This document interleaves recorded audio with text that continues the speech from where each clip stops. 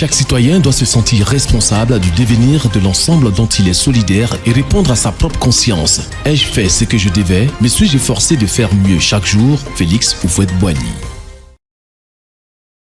Nous sommes le jeudi 4 décembre 2025, qui est le premier jeudi du 12e mois, le mois de décembre étant le dernier mois de l'année 2025. Le Centre international pour le développement du droit et ses partenaires techniques sont heureux toujours de vous retrouver dans le cadre de ce programme d'éducation au civisme, éducation à la citoyenneté dénommé Civisme, Développement et Paix. Nous vous remercions du reste de votre intérêt et toujours de la bienveillance croissante avec laquelle vous recevez nos émissions. Depuis 2 semaines, nous parlons de la vie, après avoir consacré plusieurs émissions à parler du temps. Nous avons, dans les 2 émissions précédentes, exposé les généralités sur la vie. Dans l'émission de ce jour, nous parlerons des étapes de la vie. Nous le savons, l'homme naît, vit et meurt. Dans ce processus, sa vie passe par les étapes suivantes. L'enfance, la jeunesse, l'âge mûr et la vieillesse.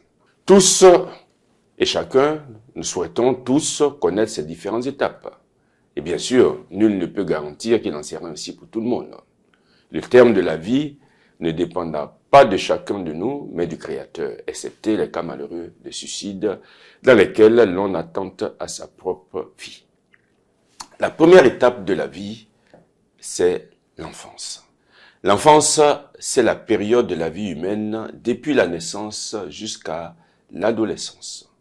On parle aussi de la petite enfance, qui est la période qui va de la naissance à l'acquisition de la marche. On dit, parmi les expressions par exemple, retomber en enfance, c'est-à-dire retrouver un comportement infantile sous l'effet de la sénilité. La personne qui se trouve dans cette période de la vie est un enfant ou un petit enfant, selon le cas. Le terme enfant a donné naissance aux expressions et proverbes suivants. Il n'y a plus d'enfant. Pour dire, on commence à avoir de la malice et de bonheur. Traiter quelqu'un en enfant de bonne maison, c'est-à-dire le châtier, comme le faisaient d'ailleurs les seigneurs chez qui les enfants de bonne maison étaient envoyés en apprentissage d'honneur. Les hommes sont des grands enfants, pour dire qu'il y a toujours quelque chose en nous que l'âge ne mûrit pas. Et cela vient de Bossuet. Les enfants sont ce qu'on les fait. C'est un proverbe extrait des Adelphes de Terence. Plutarque ajoute d'ailleurs que la destinée morale de chacun est attachée à l'éducation qu'il reçoit, comme la plante à sa racine. Il y a un proverbe du XVIe siècle, « Enfant pas trop caressé, mal appris, et puis réglé ». C'est un proverbe du XVIe siècle. Un autre proverbe est le suivant, « Le dernier venu est le mieux aimé », qui implique que l'enfant dernier est toujours cajolé, mais aussi toujours capricieux. Qui aime bien, châtie bien. Le verbe châtier avait le sens d'élever, instruire et non de corriger, comme on le pense malheureusement. Ce que l'enfant dit au foyer est tôt connu jusqu'au moustier, c'est-à-dire que l'enfant est indiscret. Celui qui n'a qu'un enfant n'en a aucun, ou encore qui n'a qu'un n'en a point. C'est-à-dire que ses parents risquent de le perdre et n'auront pas de soutien dans leur vieillesse. Un père peut nourrir 100 enfants. Mais 100 enfants ne nourrissent pas un père. C'est-à-dire que parfois, malheureusement, les parents ont affaire à des enfants ingrats. Enfant de Bacchus, ivrogne, c'est une métaphore littéraire de style burlesque.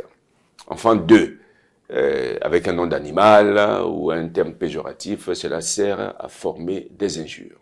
Enfant de la balle, comédien, acteur, etc., dont les ascendants faisaient le même métier. Cette acception moderne évoque surtout l'aspect itinérant de la profession, soit le cirque, les tréteaux, etc.